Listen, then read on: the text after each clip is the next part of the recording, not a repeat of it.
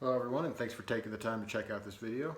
Today's going to be a pretty brief one and will serve as a supplementary reference video for a series that I have upcoming on SKS Pattern carbines. So lots of cool, more in-depth content coming soon, but in order for some people to engage with that content, I thought it might be necessary to create this video first. So today we're going to be talking about nomenclature, specifically as it pertains to the SKS family of weapons. How and why do we distinguish between the terms SKS and SKS Pattern carbine? And when, if ever, does that distinction actually matter? Those are the questions I hope to answer today. So this is an SKS, or even more accurately, an SKS 45. SKS 45 was a Soviet military designation, which in the Russian language stands for Samozaryadny Karabin Systemy Simonova 45, or the semi-automatic carbine of Simonov, with 1945 as the date of adoption. This particular example was manufactured in 1954 at Izhevsk arsenal in the USSR.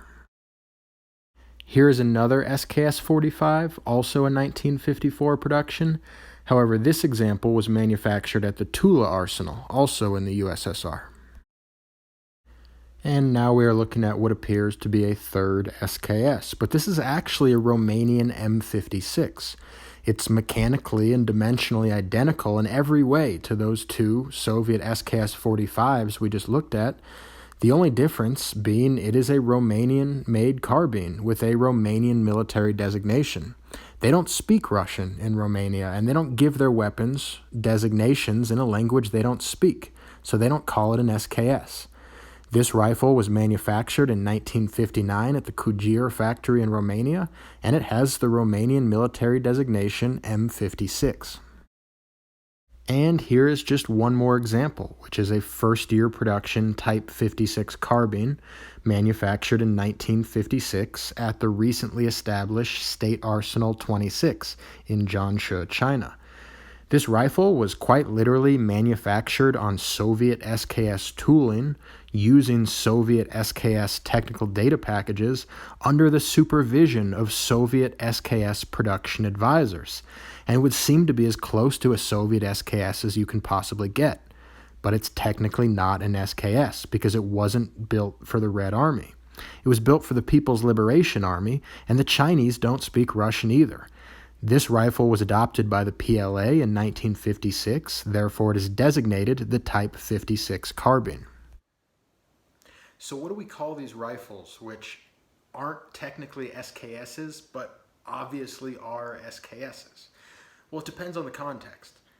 If you're pointing out a rifle at the range or you're at a pawn shop asking a clerk to get something off the shelf, it's probably in your best interest to just call it an SKS. The distinction I'm making here is academic, and in the wrong context, it's annoyingly pedantic, and it's going to make you sound like a dork. It's not what I'm going for here. But what about other situations? Say you're replacing the stock on your newly acquired Type 56 carbine. Is the fact that it's a Chinese SKS enough, or do you want to make sure that your new stock is going to be cut for your barrel type, which may be pinned or threaded, and cut for your bayonet type, which may be bladed or spiked? Say you're a hobbyist historian, or even a professional studying weapons proliferation. Will "they had SKSs" work for you, or do you want more detail? Imagine you're me, making a YouTube video on a subject you're passionate about, and striving to share useful information regarding. In contexts such as these, perhaps it is not so inappropriate to be more precise and embrace subtle, yet potentially valuable distinctions. For those situations, I offer the term SKS Pattern carbines. This umbrella term includes all carbines which are practical clones of the SKS 45, such as the Romanian M56, the early pattern Chinese Type 56 carbine, the Yugoslavian PAP M59, the North Korean Type 63, the Vietnamese Type 1, and the East German Carabiner S, as well as variants with distinct alterations, which do not fundamentally alter the SKS 45 operating system, such as the Yugoslavian PAP M59-66 series, the Albanian M56/1, and the Chinese Type 56 carbines of a later pattern.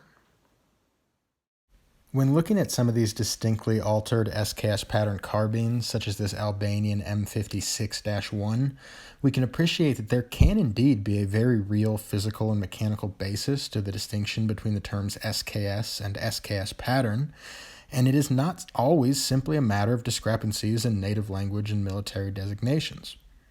While still an SKS 45 at its core, this distinct Albanian carbine boasts a Kalashnikov-style charging handle, double buttstock traps, an extended handguard, and it would not readily be confused with its Soviet progenitor.